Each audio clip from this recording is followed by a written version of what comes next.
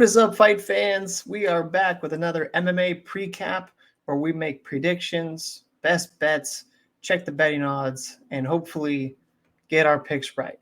That's why I have a guest to hedge my awfulness, but we have fun. And last week I got 6 out of 6 correct, so it does pay to watch. But no guarantees. MMA is an interesting sport, and you never know what's going to happen. And that is for sure with this next fight card, UFC 299, Sean O'Malley versus Marlon Chito Vera, headlining the card. Top to bottom, it is such a crazy fight, man. There's so many good fights on here. And one of the themes I noticed too is that throughout this fight card, you basically have high contender versus rising prospect. So getting through this, it was really hard to pick my fights, pick my bets, my predictions. But that's what I'm here for. I'm here to make the analysis, make my best judgment, and hopefully come out on top.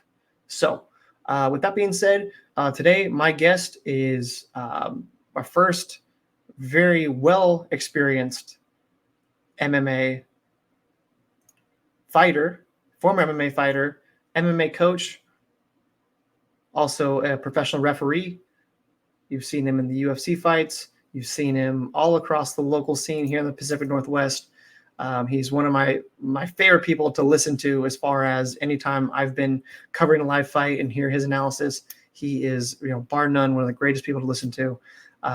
We did have some technical issues in this one. So the first 2 fights I'll be doing myself, and then the Kevin Holland, Michael Page, and up, we will give our analysis, plus some interesting takes on the MMA scoring card, scoring system, and also some other factors that go into to fights in general. So it was great. Tune in, listen in, and I hope you enjoy it. All right. This is MMA Precap, UFC 299, Sugar Sean O'Malley versus Marlon Chito Vera. So starting off the main card, we have Petr Yan versus Song Yadong. This is a great way to start off the fight night, the main event, or the main card pay-per-view. Petr Yan is a great kickboxer, striker. We have Song Yadong, who is he is a spectacular boxer. He's an amazing boxer. He is basically the big hype behind Team Alpha Male, as they were once a big reigning camp of just studs you had to fear. This is one of the new guys that Uriah Faber has taken under his wing, and so hard to count him out. The line has him pretty even, but in this case, I am going Petr Yan. I think with Petr Yan, he's on a 3-fight losing skid. Sean O'Malley, with that decision loss, it's kind of questionable. And I think what Anthony Hamlett said, unfortunately, that part got cut somehow. So I'll have to reiterate for him. But he said, you can only be great once. You can only be great once. And so that swayed my decision a little bit. That is a hard thing to refute. But we have Petr Yan at 31 years old, Song Yadong at 26. Song is going to be a little bit more fresh in that way, a little less skids in his UFC career. Petr Yan has also fought the best in the division. He took a very lopsided loss to Merab Davishvili. But I don't take it away from him. I don't take it away from him. I think he is going to go out there, do his thing, kickbox. If he has a good game plan, he knows to take out the legs. Doesn't do that often, but I think it's a good strategy for him. He has more tools to win, whereas with Song, you kind of know what you're getting, and I think it's an easier game plan to implement against him. So going Petr Yan on that, I think it's going to be an amazing fight. It honestly could go either way. If you are betting on this, I'm betting on Pirion, but it is not stupid to hedge your bet with Song. Okay. Going to be a great bantamweight bout. Now here we got in the next fight, Gilbert Burns versus Jack Della Maddalena. Gilbert Burns, what we have here too is these two fights I just talked about are very prospect versus contender. Top contender, rising prospect. This whole card is basically that, so it's you almost could say, have a parlay for the rising prospects, have one for the contenders. It's an even back and forth here. Obviously the odds will say otherwise, but they all have their chance. They all have a chance at this high of stakes in the UFC. This is $299. They are stacking up this card and putting on, all these people have shots at great opportunities. So we get to Gilbert Burns, Jack Della Maddalena. Excuse me. Gilbert Burns versus Jack Della Maddalena is basically how I compare as, you have great performances versus great fighters. Jack Della Maddalena has some really great performances. He's looked great. He's looked crisp, so fresh, 27 years old, rising prospect without a doubt. But then you have Gilbert Burns, who he is going to be his hardest test to date. Gilbert Burns has faced everybody. He is so game. He is so durable. He has not been cracked yet. He has not been, has clock cleaned in that sort of way. He is a dangerous opponent, man. He's a dangerous opponent. He's so good on the ground. It is unquestionable he has that advantage. And even with strikes, he is not, you can't count him out for that either. We have Jack Della Maddalena, who is really tight. He's going to be very, traditional in his striking style. Well, Gilbert Burns, you think you got him out, but he is a wide striker who still is dangerous wherever he goes.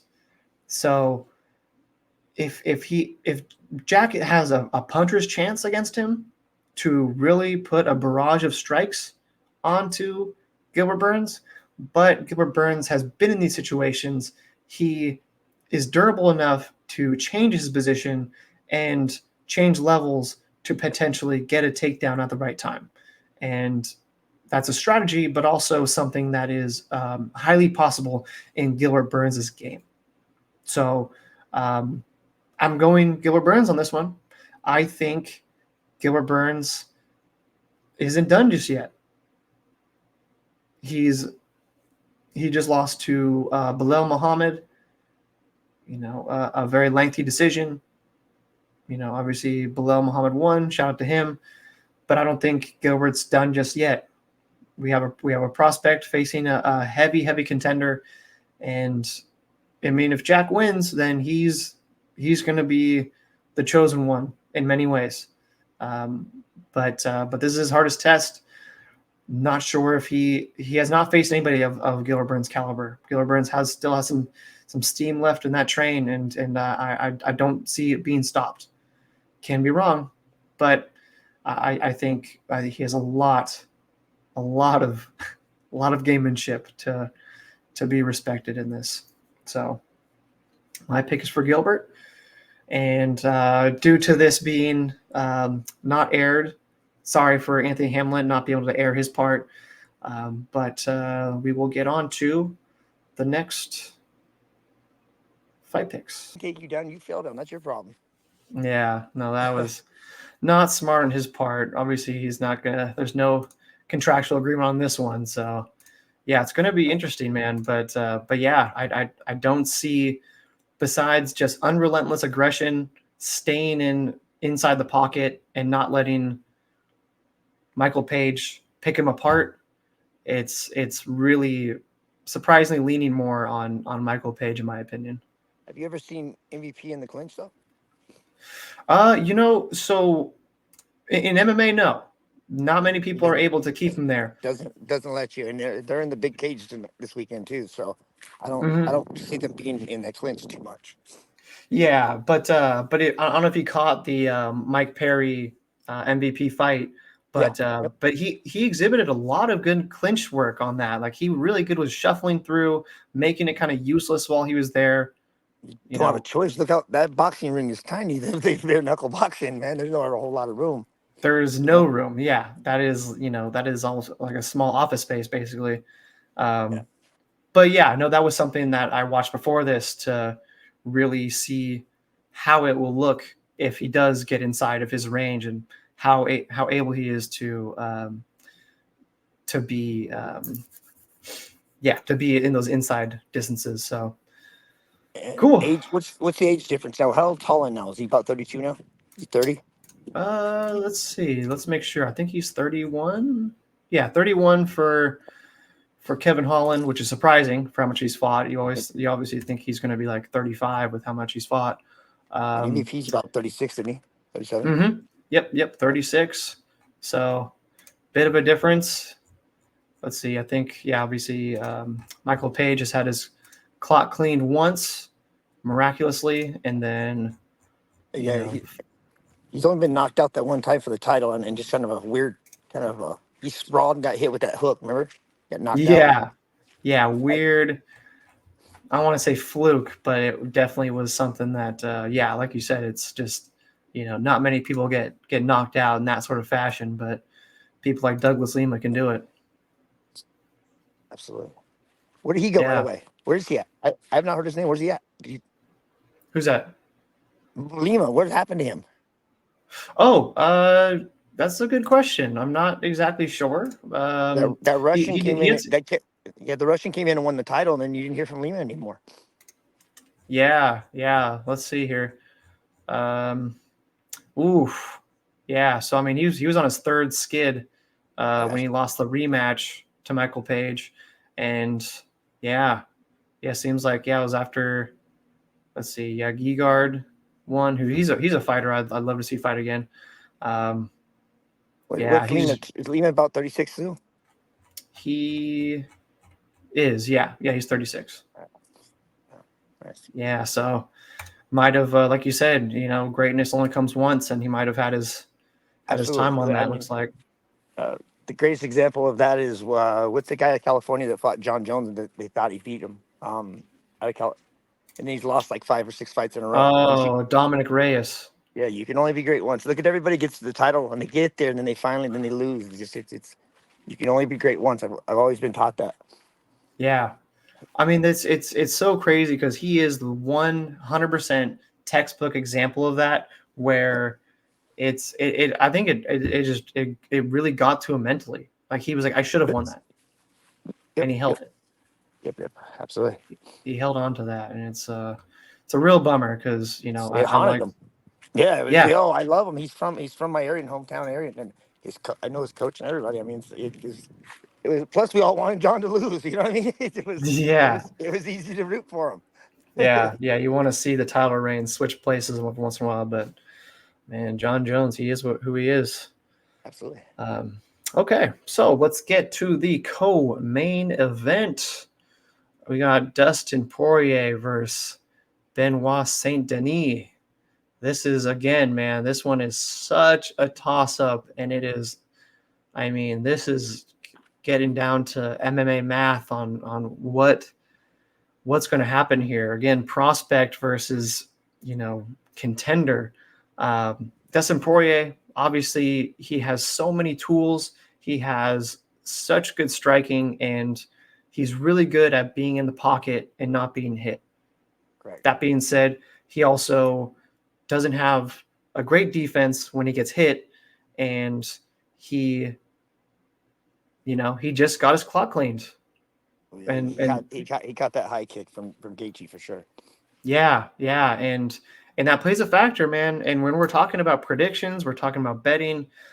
Let's look. I mean, Alexander Volkanovski is kind of that example of where when you're 35, you get knocked out. I mean, I think that kind of adds a few years to your fight life, and it's hard to say whether this is it. If that's where this is where Father Time gets him. Benoit Saint Denis is what's up? Go ahead. Go ahead. I want to ask about him anyways. Go ahead. I'm listening. Yeah. So Benoit Saint Denis, obviously huge hype around him. He's been, stopping his opponents in great fashion. He's really aggressive. This is a 5-round fight in the lightweight division. So that is one thing that is a factor, is that he has not experienced a 5-round fight with his aggression style. That can be a big conflict in if it does go to the later rounds. If it does go later, I definitely favor it for Dustin Poirier with his experience. How'd that guy do in his last 3 fights? I know he's won, but who'd he beat in his last 3 fights? Yeah. No, let's look. Let's see. Benoit Saint Denis. I mean, obviously not the same sort of resume that Poirier has. So Ismail Bonfim, who the Bonfim brothers are coming, making their way. Thiago Moises. He's a decorated grappler in that way. So that was an interesting fight there. Then Matt Fravella, head kick. So we have some. So kind of same with Madalena and Gilbert Burns, where we have great performances versus somebody who's faced great fighters. So. And what camp he come out of? He is coming out of France, and that camp is Sci Fit. Which he's the excuse me, military guy, isn't he? Yes, yeah. I think I saw he was like in the Air Force. Yeah. And so I'm not sure if that adds anything to it, but respects to that. Last year. God, this one is really tough. You're back. I'm back. Good. Okay. This one is really tough. I feel like, when I bet for Alexander Volkanovski and I was wrong. And we have kind of the same scenario here where we have, somebody in his later fight career taking a knockout loss, and is Father Time. I feel like Father Time might be getting to him because everything I'm looking at Dustin Poirier's. He's been TKO'd. He's been TKO'd. I think this is the first time he's really been. Well, what's his face put him out too? Mike, the one brother from he's from Florida too. He put him out at 45 too. Right when he went back up to 55, he got put out. Connor put him out, and then that other guy named Mike, I forget his name, but he put him out too. So Michael Johnson. Yeah, there you go. So he's been out before, but it's been a while. And one of the things that he improved a lot was his defense, the way he shields now. He does a little bit of different. He does a high shield, and that changes the way his durability seemed to impact him, I guess. So yeah. That high kick though, man, it's not. It's you can't see it, and it's not like he didn't take a bunch of abuse. He took one. I don't know. I'm rooting for him. I'm rooting for him, man. He's one of those guys that how can you not love the guy? He just Yeah, no, he's a solid dude, and I mean, obviously a good person in and out of the cage. He's kind of the hero we all want to root for. It's a tough risk to say. I think Poirier has the tools. We look at the MMA math. He should win. I'm going to go for him, but I won't really blink an eye. I wouldn't put a lot of money on either. Yeah, that is what you're saying. I'm with you. Mm-hmm. Yeah, no, hedging your bet on this one is a smart move because Benoit Saint Denis is obviously he's a force to be reckoned with, man. It's it's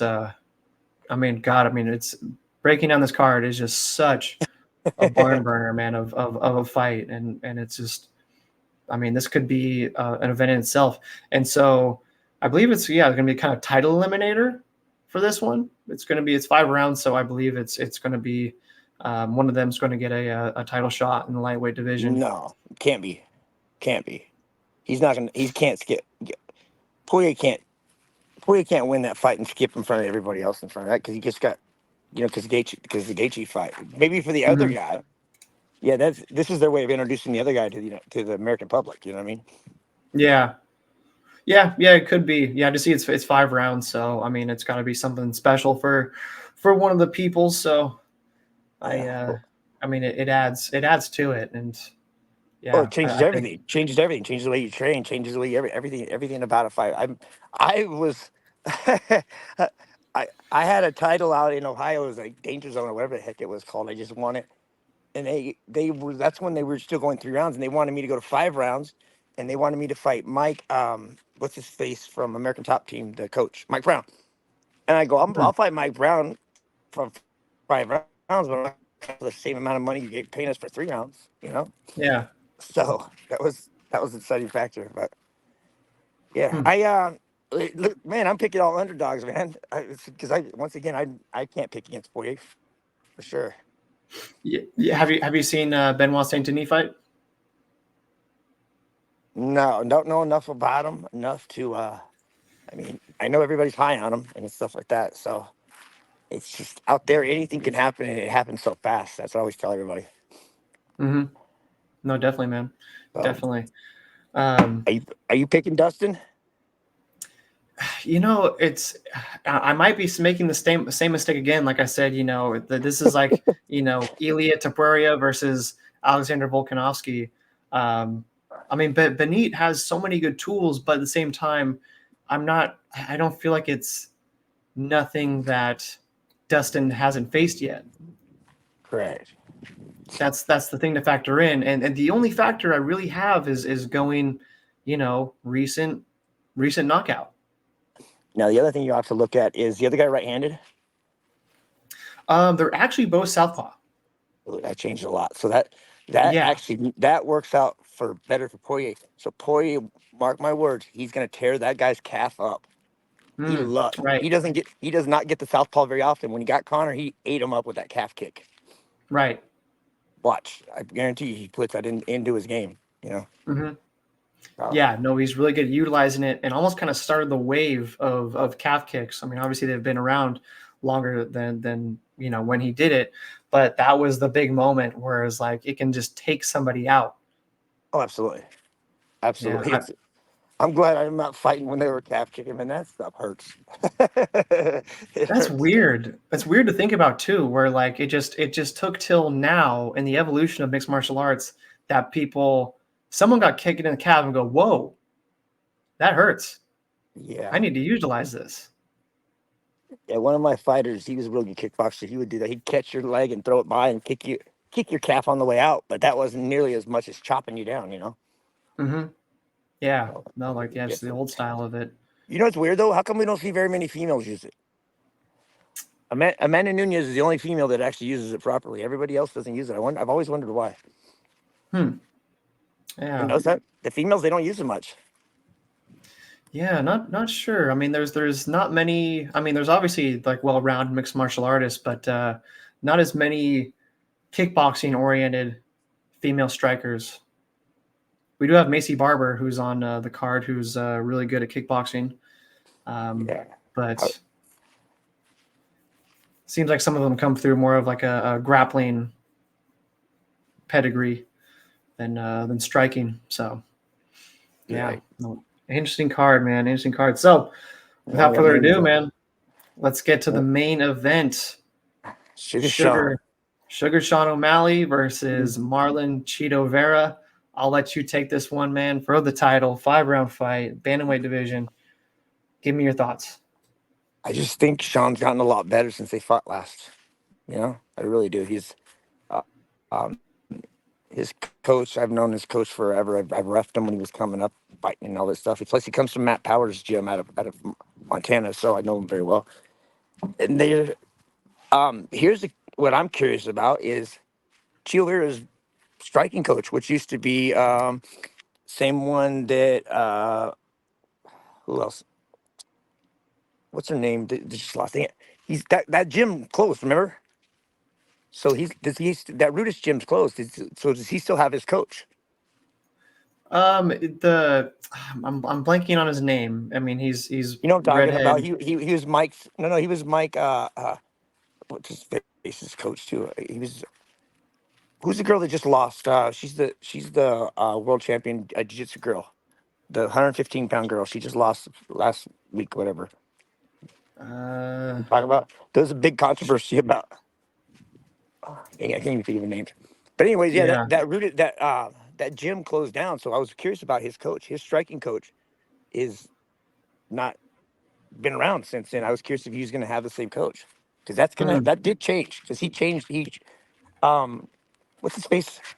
What's the guy's name that won the 185 title for for he's around still. He won over Luke. Luke Rockhold. Yeah, who beat Luke? Shoot, we're gonna have to go into the archives. There's so many names, it's hard to. Oh, Luke he beat. Rockhold. He's from England. He's from England or where the heck he's from. Bisbing? Yeah, see, his striking coach, Okay, same coach. let's do a deep dive here. Okay, so affiliation, Ruka. Yep. It doesn't say a striking coach, You know what I'm but talking about, right? not really. I'm trying to blank. I'm Oh, not. he's. I was curious about it because he hasn't been around since that gym closed, and one of the girls fought last week. Mm, But okay. yeah, I'm definitely going So with Sugar Sean. I think Sugar Sean is. I think it's going to go to decision though. I don't think he's going to finish him. I think Cheeto's a little bit too durable to finish. yeah, no, he is really durable. For me, watching the Peter Yan fight with Sean O'Malley, that showed a lot of his flaws, in which he um, he doesn't do well when people are in the pocket with him. He's kind of like Michael He Venom wants. Page in a way, Yeah, where he wants he that distance. Yeah, he wants that distance, right? wants the distance. Great jab. He's obviously very calculated, and something that's huge with Sean O'Malley is his confidence. Yep. He has great confidence, but I feel like this fight, he has a chip on his shoulder from that loss. Right. It wasn't a full on win for Cheeto Vera, Yeah, it was. but I don't know why you consider it not. Because, that's no, yeah, I a just win. mean like Yeah. I just mean as far as I mean his leg broke, and I'm just going from his narrative of being like He got whatever. knocked out. He got knocked out. He got put out cold. He got his leg. He Hmm. couldn't stand on anymore. He got taken down. And he got knocked out. I don't. There's no Hmm. controversy. Yeah, no controversy there. Like it's just as far as like an MMA fan to see it like be more definitive and go like that's a for Right. sure. He broke him down. He did everything like for that TKO, but he won. He still won. He got his foot hurt. All that. No smoke in that regard. Um, but it's obviously something that's been it's plagued Sean O'Malley a little bit, which is going to obviously be motivation for him. But if the fight isn't going exactly his way, I think as the fight goes on, Cheeto Vera is going to ramp up. Break him. Break him down. He I he's I would not be surprised if you mhm. see Sean O'Malley take him down. It's you possible. know that that would be. I mean, this fight will be interesting anywhere because Cheeto Vera still has good submissions from the ground. Both of them are good in their jujitsu game. Um, Who has Cheeto ever submitted from his back? from his back, that's a good question. I think probably not many, or if any. Nobody. He has Yeah. not did well on his. When he got put on his back, he has not did well there in UFC. Hmm. Yeah. So But yeah, if he does take him down and keeps that top position, that's yeah, obviously going to be in O'Malley's favor. But he does have good jujitsu. I think he's pretty savvy with that, and also good defense. Sean O'Malley, can't take anything away from him, but there is a lot of factors that I think could play into Cheeto possibly O- taking. O'Malley's ground's real good. You guys. You guys don't realize that his ground's Mhm, good. I've watched studied him enough to watch, but it's mhm. yeah he's gonna. I think when eventually when he evolves all the way around, what I mean, when he's in his low 30s and stuff like that, he's gonna be a real big problem then. So he's still evolving his game as he grows. Yeah, totally. Yeah, no, I agree. So let's see. I mean, Cheeto is 31. O'Malley Where's O'Malley? is It's 27. 29. So not 29. really any big difference. I think Reach is about the same. So for them. So for that weight class, 32 is our prime. You know, for that age. you think of the bantamweight? That's about it. Yeah. After that, we start to slow down. So yeah, about 32 is 30 to 32 if you look at Hmm. everybody. And what makes you say that as far as like, the bantamweight division where you go, Speed, okay, it's that speed, for what's that speed. First speed? thing.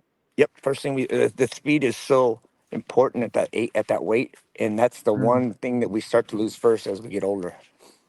Yeah. Yeah. So they still have a striking chance. So would you say as far as like, the higher the weight division goes, like Yep. Yep. the later The longer you fight. Yep. That's 185 and up. Look at the 185 and up. They start fighting late into their 30s and low into their 40s. You know. Hmm. No, that's a good insight on that. Yeah. Yeah, we can't. Okay. I'll tell you right now, especially because I'm out there reffing all the time. I can watch the guys literally when they're you can see the difference in them when they can't. They're it's just they see it, it's gone, and that's how quick those holes close when we're out there at those lower weights. You know. Yeah. Okay. So, um, But I am yeah. picking Sugar Sean. I would never pick against my buddy's guy. That's why I don't bet on fights because I my picks are because who I like better, not because I bet on fights. So I definitely I hate it when I'm at a bar watching the fights or somewhere and people will come up and they're like, "Who do you think's gonna win this fight?" I'm like, "I don't know, man." Yeah. Yeah. No, it's a tough spot to be in, and I definitely like where I try to make sure that whatever I'm saying as far as who beats who, it's all out of respect. It's not ever, especially at this level, like there's nobody that's just like a bad fighter. You know, No, they're all no, some of the best people in the world. They can beat up the 99.99 whatever amount of people. Um, right. it's it's all pretty much looking for margin of error at this point. No, who makes the first mistake? Yeah. Yeah, who makes the first mistake? So, so as you're saying about, the fight will go to decision, um, as the fight goes on, I really would lean on Cheeto Vera um, Yep. taking the momentum of the fight. I think obviously, Sean O'Malley is. I don't get the hate he gets. He gets a lot of hate because he's probably confident and cocky. Yeah, But with that's with Cheeto yeah. Vera, it's hard to take him out of the mix. I think I'm going to go Marlon Vera, and I'll be happy if he gets upset. Well, I don't think Marlon's gonna win either of the first two rounds. So I think third Hmm. round, if he doesn't win a round by the 30, I don't think he finishes Sean. You know. So if Sean can put three in the bank before it gets to the later rounds, I believe he. Cheeto's gonna have a hard time catching him, man. He's really really elusive. Now he doesn't. He was a lot younger. How long ago was that fight? Now how many years ago was that fight? Let's look. Let's look at the breakdown. So, God, that was back in about 4 years ago, And 2020. since then, Sean's beat who? He's beat Peter. He's beat he's won the title. Who else he beat? Yeah, so he's beat. Let's see, Monvera, Thomas Almeida, who he was kind of good for a second. Um, Chris Montana, that was just a punching bag thing. And actually, I'll bring up something here in a little bit, and it's about Chris Montano. I don't know if you ever did. You watch that fight? The guy with the I green know hair. yeah, I know exactly who he is. I've people are like, why did he get his chance to get up there and put him on TV? I said because he's been fighting on TV. He's been fighting on UFC Fight Pass, so they knew he can handle the lights. You know what I mean? Hmm. That's Yeah, why they give him that chance. yeah. No, that was just. I mean, that was as one sided as a fight gets. What Honestly, happened to that guy? I haven't seen or heard of him since. man. I mean, God bless him, but I mean, I think that dude. I mean, without even getting knocked out, got his clock completely cleaned. Did he, Let's did he fight see. again in the So UFC? I never seen him again. he fought once, and then yeah, kind of a first round TKO, Oh and is wow. kind of back in the you know the more local circuit. Looks like he's on the win streak, so that's good.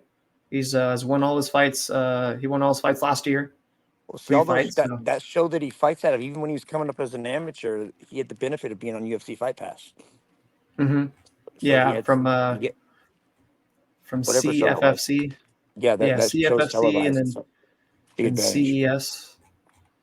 So yeah, it looks like he's kind of back in that world, but wish Hey, all you the brought up best. Macy Barber. That's somebody I've rooted for that girl since she came up. I liked her. I liked how she came. I like when people come out cocky and count. Hey, if it doesn't work out, so what? At least say it. Don't just when she's gonna be a champion and stuff. Who's she fighting? Yeah. Well, here, let's make sure we got the final words on Sean O'Malley, Marlon Vera, and then I'm we going can. Malley. Yep. Sean Okay. O'Malley. Cool. How about Yeah. you? What do you got? I'm gonna go Marlon Vera. I like how the thing that really helped me out with that too was his win from Dominic Cruz. Somebody with great footwork, somebody who is Yeah. pretty Yeah. similar in that sort of aspect, and the way he was able to just trail him the whole time, pick him apart, and get that fourth round head kick KO. It's obviously very possible he could do that to him. It's going to be much harder, but it's That's because Dom lead. That's because Dom leads that style. He leads his head way off center line, and he was able to get. mhm. And that's not something that Sugar does too much. So he was able to get a Yeah, lot no, closer. He was able to get a lot closer to him than Sugar's gonna allow him to get to him. So it'd be interesting. So, yeah, no, it'll definitely be interesting. But you're right about about how he is always off the line, and it was a perfect thing to catch him when he was off the line. Yeah, you never know, man. But yeah, no, it's going to be good regardless. awesome. So yeah, no, so that's the fight card there. Let me I'm actually going to highlight your. So you had Song Yadong, Yep. or you had Song it Song. on. Yep, and Yep. then Gore Burns, Burns. I'm going with MVP. MVP. I can't root against Dustin Poirier, and then also Sugar. I'll probably get all of them wrong or all of them. I don't really care. It's just That's it's that's so what it tough. is with this card. I knew it It's was going to tough. be. I knew it was going to be. One of us was going to be conflicting on one side or the other. Okay, cool. So got that saved there. And so let me just show right here. This is basically our picks, what we got right here. These are our conflicting Nice. fights We that only we got. what do we agree on? Any of them? Yeah, we got Gilbert Burns, Michael Page, Poirier, and then the main event and the first event, which scares me too, because those ones lately have been getting me. Nice. So yeah, so that is the main card. Yeah, so let's look at some honorable mentions. Let me swing that back. Here's another thing that plays into Dustin's favor. It's at home, so he'll have that crowd on his side too.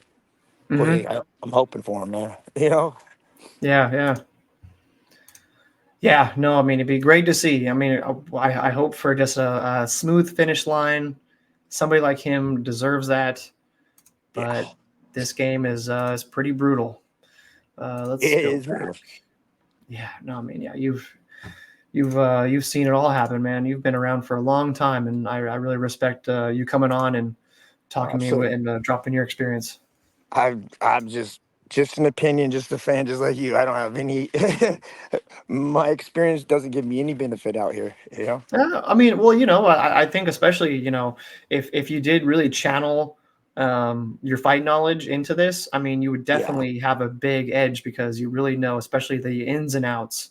Where I mean, I've trained, but obviously, you've trained with some of these people, and their coaches, where you can go, oh, this guy, he focuses too much on this, or you have, there's background like that can really help you there. So And that's it's the one thing that Sugar Sean does not get enough credit for. His coach is amazing.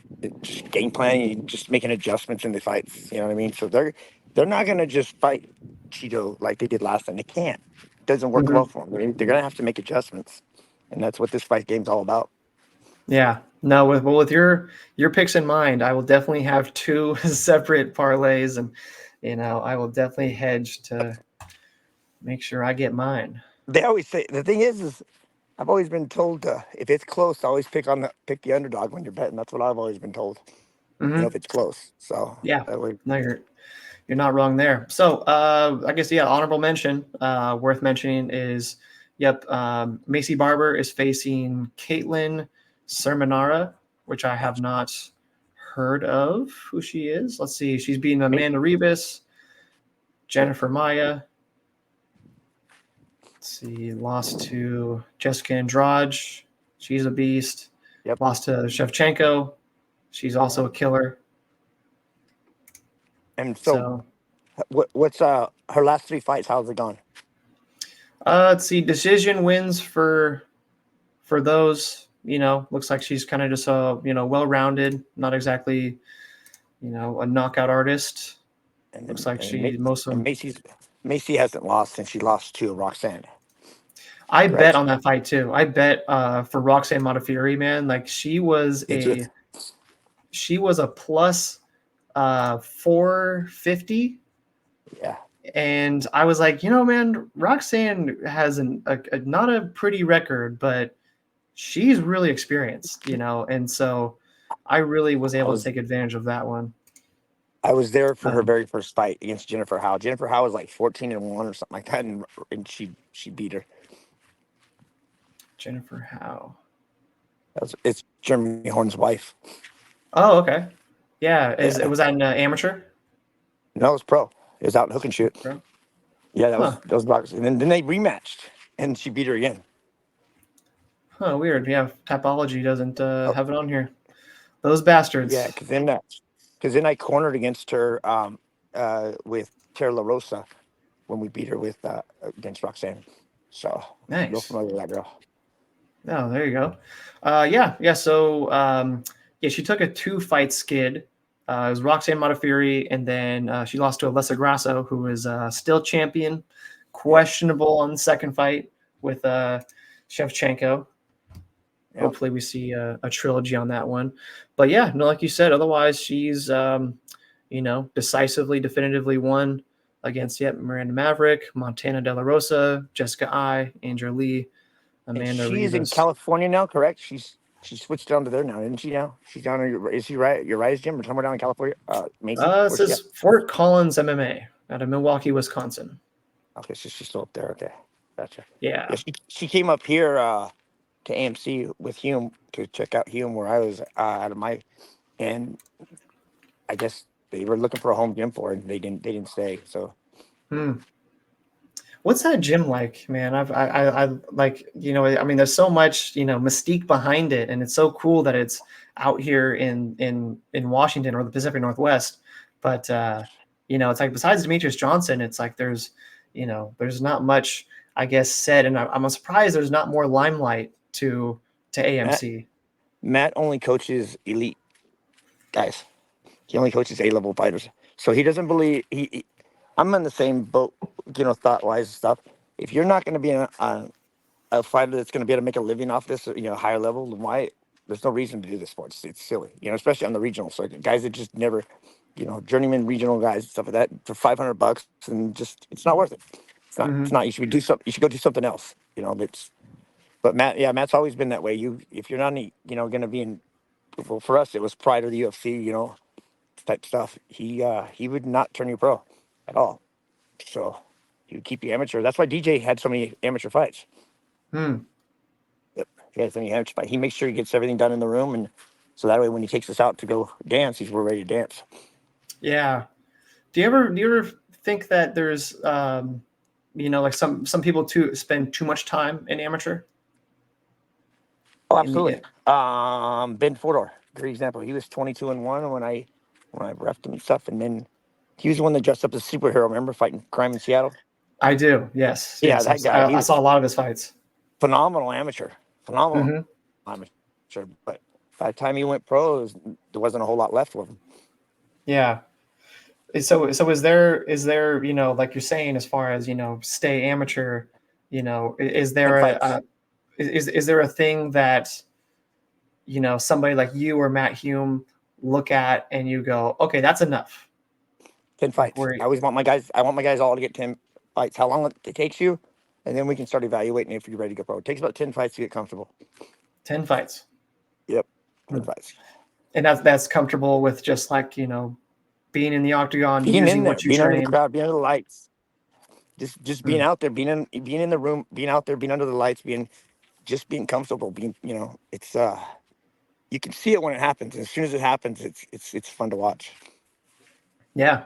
No, yeah, obviously, Yeah. yeah, beautiful to see a story come together. And that's been a privilege of mine when I was covering fights for MMA Madhouse to watch fighters, change things up, improve, and see that comfortability happen. And you go, oh yeah, no, this is his third fight here, and he's looking it. That's always cool to see. So okay, well, cool. We Yeah, got there'll be a fight something will happen during the fight, and they have to push through those tough moments. I call it walls. When they bust through those walls, and you can watch it happen sometimes in the fights out there, and then they're ready to move on type stuff. hmm yeah. So Well, cool. Yeah, so that's the card. Something I wanted to break down to you, and I thought about it watching the Chris Montano Sugar Sean O'Malley fight.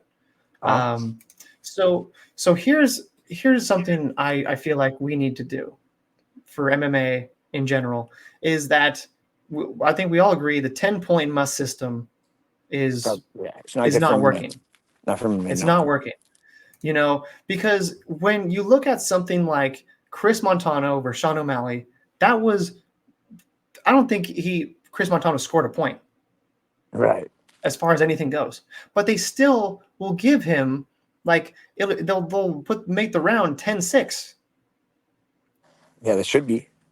It's like, but I mean, in that way, it's like, how did he earn 6 points? Oh, well, because you start out with 10. That's why. Oh, you start okay. Oh, yeah, that's interesting. But at Yeah. the same time, it's like, man, like you get 6 for existing. Like I just find that No, weird. Like you get 10 for existing, and then if I win the round, they take a point away from you. If I drop you in boxing, they take a point away from you. That's how it goes. You start out with 10, they take points away. hmm, Yeah, yeah. I don't like these. If I GSP versus BJ Pinn's a great example. BJ beat the brakes off him the first round, and then GSP laid on him for 2 rounds. How are those rounds scored the same? How is that Hmm. not a 10? Yeah, I don't like Yeah. it. So in that regard, for what you're saying, it's like in boxing that makes sense because it is one dimensional and it's easier to like you can because and my thought with the Chris Montano fight is that like when you look at it on paper you go 10-6. Okay, he lost 3 rounds, whatever, but I think we need like a three-dimensional type of scoring in a way. Like I feel like a 30-point must not a 30-point must system, but a 30-point type of system where it calculates, overall damage, overall control, and then significant strikes or I something like the of way that. I like the way they judged in Pride. They judged the overall fight rather than each round. I like that Mm, better. yeah. And what was that? Was that a 10 point or was that No, a there was different no 10 structure? point. No, there was no 10 point. And in fact, if you remember, the first round used to be 10-minute round first round, and then 5-minute round second round. Yeah. And so, yeah, that was I like that better just because the whole fight. It's I could barely win round 1 and 2, and then you dominate me in round 3, and then you lose the fight. That's not right, you know. Right. Oh yeah, yeah. And that kind of goes to, incompetent judging in that way. Um, It's hard, man. You guys understand that judging. When I'm refing yeah. up there, I'm not. They always ask me if I want to judge. I'm like, absolutely not. It's Yeah. tough. Yeah, and well, what's weird too is I think when you have, I mean, I think now in the UFC they have the TVs there as well, so they can still view it. But when you're sitting cage side, there's still in that one angle, there's still some things you miss. And I've been next to those judges and go, what what happened? Did you see what happened Absolutely, there? Yeah. absolutely. And so I've always said that there's got to be. I think the judges should be put up at the top of the cage where they're sitting down looking over the top, just to get a better view down where they can see more. They should Hmm. have seats up top there, like at the where guys are videoing and all that other stuff. I've always said they should be up there. Just a better view. Right. So, Yeah. I mean, it's cool, I guess, to have them like ringside, but yeah, no, they should have kind of a more elevated level where they should be able to have like a bird's eye view of the octagon, so there's nothing being missed. That's smart too. That's a good revelation there. That should be in place. yeah, I thought about building it. So kind of almost like would it be a lifeguard tower, kind of where a guy would sit up top there and look down. Yes. But how many of these refs, how many of these judges can even get up a flight of stairs, some stairs to get up there? You know what I mean? These guys are fitness. They don't even know anything about the stuff going on out there. Most of them don't. That's the part I don't like. Yeah. No, that's a sad part of MMA, and then that's. I think we'll look at this one day and go, man, remember that? Remember when they weren't even like trainers or any sort of affiliation with the sport? I mean, it's cool that we have like Ricardo Almeida. I think Frank Trigg, he refs, but I think I've seen him judge as well. He's reffing now. Chris Liebman's starting to ref too. Yeah. Yeah, but that's even that. Just as fighters, I don't know. There's just it's not the judge's fault. It's the system that we're set up to use to judge. It's not set up for us to, you know what I mean? It's set up for too much gray. There's too much gray. There's not enough black and white. Yeah. Yeah. We need to learn to decipher that. But I don't know. I felt like I'd bring that by you because I was thinking about the system of how you get 10-6, where I think it's on paper for something that's so one-sided. That should be like just 10-0. Like because on paper you look at it and you go, well, 10-6, that means he might have done something. But like I think we should be able to read it and go, oh God, he did nothing. He did nothing in that fight. No, yeah, absolutely not. Well, same thing where I think you should, if you don't make weight, you should be penalized points somehow or another. You need to figure out a way to implement that into it too, because that's a big starting factor too. Yeah, absolutely, man. I've cut weight to a point where getting back, you don't want to. It hurts to get past that last point, and people just give up. The girls, they're famous for saying they're on their period, and they don't make weight. Yeah. What's crazy was there was a fight event. I don't know if you remember Dominant FC. Yes, absolutely. He had 2 fights, and that guy was, I guess he was dodging, giving people checks. But no, yeah, I told everybody. I told he was going to do that. He did the Tacoma Dome, and he sold those tickets and took off. Yeah, man. We haven't heard from him since. He tried to make it into a news organization, and then I'll never forget there was people that were like, hey, no, this is Northwest Fight Scene does news. You don't do news. Don't even. He had one last attempt, and then he went out of Dodge. So shout out to him. He lied to me from day one. Yeah. He told me he bought that cage for $2,000. So that right when you start lying to me right off the bat, you're just a liar. So I don't even bother. You know what I mean? From day one. And what was the truth? What was the truth on that? That cage is a $20,000 cage. $30,000. It's not. It's impossible. It's just not even. It was a 30-foot. It's a beautiful cage. Beautiful cage. When you lie about that kind of stuff. Then he also lied and said he wrestled for Yelm High School. Well, Dennis Holman, my teammate, wrestled for Yelm, and he doesn't know who you are. You were in high school the same way. You're a liar. You're just a liar. Yeah. Well, that's weird about the cage. Like, I mean, I feel like you would have gone the opposite, saying it was worth $2,000, but he got over 20. Why would he lie about that? He's a liar. So I guess it was. And he bought it off the Brazilians down in California. I go, well, now I know you're lying, because if it's the Brazilians, they're not going to give some white American dude a deal, $2,000 for 20,000. They're not going to. It's not happening. Huh. Yeah. So interesting, man. Cool. Interesting. Well, hey, man. Cool, man. Hey, thank you for coming on, man. Absolutely, I appreciate it, man. It's fun to. I don't talk about MMA much because sometimes I'll be out and about. People want to talk to me about fights. I go, look, if you worked on cars, do you want to go talk about it when you go out? No.